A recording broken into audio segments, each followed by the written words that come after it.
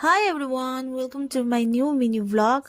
आजको दिनको सुरुवात चाहिँ वर्कआउटबाट भयो। वर्कआउट गरिसके बादमा चाहिँ चिया सिड लिएँ। त्यहाँदेखि त्यसको बादमा चिया सिड लिइसकेर म चाहिँ लुगा धुनुपट्टि लागेँ।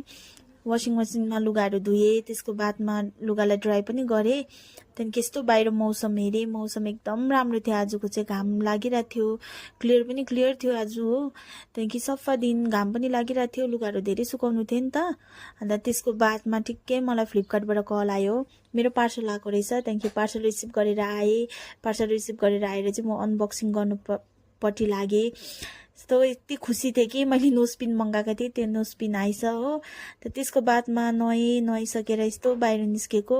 मैले आफ्नै नेल आर्ट गर्दै थिएँ नि त। अन्त दिदीलाई पनि पुरा मन पर्यो। अन्त उसको पनि नेल आर्ट गर्दै।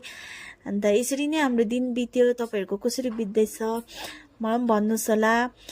यदि तपाईँलाई मेरो भिडियो राम्रो लाग्यो